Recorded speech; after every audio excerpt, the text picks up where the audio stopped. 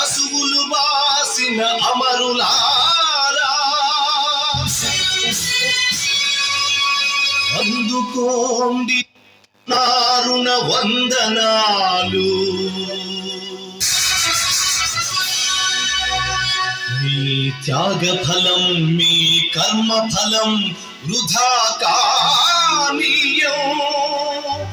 ఎర్ర జెండా సాక్షిగా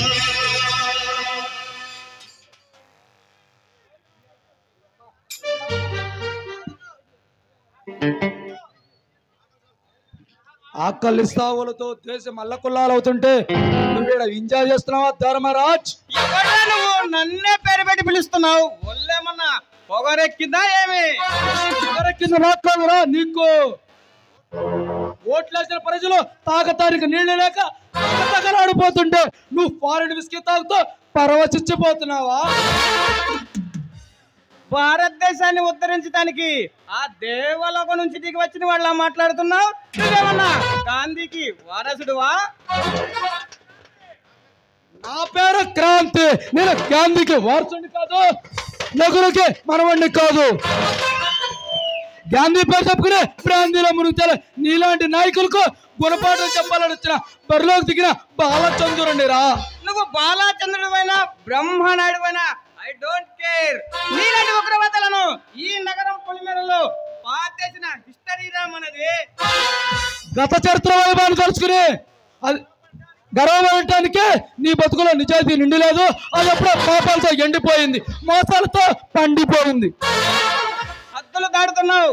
బతకాలనుంటే బయటికి వెళ్ళు, లేదా నీ పచ్చడి జీవితాన్ని ఈ జాతికి అంకితం చేస్తాను.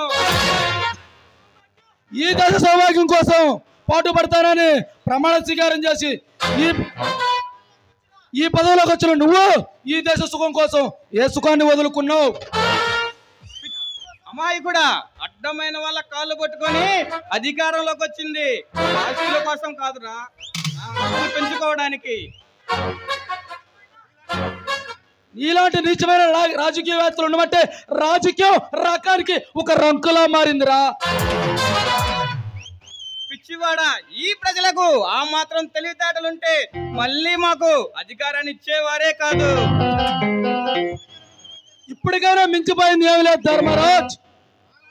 నాలాంటి యువకులు నడువు కట్టి నీలాంటి స్వార్థపరులు భరతం పట్టి ఈ సుశాల భారతదేశాన్ని బంగారు దేశంగా మారుస్తా. డబ్బుల కోసం అమ్ముడిపోయే ఈ ప్రజలున్నంతకాలం నాలాంటి నాయకులు పుడుతూనే ఉంటారు, ఈ దేశాన్ని కొల్లగొడుతూనే ఉంటారు. క్రాంతి కాలం తీరే వరకు కాల సర్పంగాడ పుసలు కొడుతూనే ఉంటుంది. కానీ ఆయువు ముడితే అది సలచేమల చేతుల్లో వస్తుందిరా. కాలం తీరినా ఆయువు ముడినా పదవి నా చేతిలో ఉన్నంత కాలం నా ప్రాణాలకి ప్రమాదం లేదు. అధికారం నా చేతిలో ఉంటే ఆ దేవుడినైనా బెదిరిస్తాను, ఆ ఎవడినైనా సరే ఎదిరిస్తాను. కాలకోట విషయాన్ని కడుపులో దాచుకుని పదవి అనే వ్యామోహంలో పవలించిన ఓ ధర్మరాజా, నువ్వు సస్తే ఈ అమాయకుల ప్రజలు చైతన్యవంతులై నిన్ను కమలించిన రోజున అధికారం నిన్ను ఆదుకోదు. ఈ పదవి నీ ప్రాణాడు కాపాడనే లేదు. నువ్వు చెప్పే చైతన్యానికి చితి పేరుస్తాను, వాడిని హతం మారుస్తాను. 10 కాలాల పాటు పదవి నిలుపుకోవడానికి ఎన్ని పాపాలైనా చేస్తాను, ఎందరి ప్రాణాలైనా తీస్తాను. నీ అరాజకత్వానికి అంత్యకాలం సమర్థించింది ధర్మరాజ్. నీ పాపిష్టి పరిపాలనలో బడుగుల భారమై మనుగుడ ఘోరమై ఒక్క చిక్కిన బడుగు జీవులు ఒక్కొక్కళ్ళు పెను ఉప్పిల్లాగా కదిలి వస్తున్నారు. కాచుకో.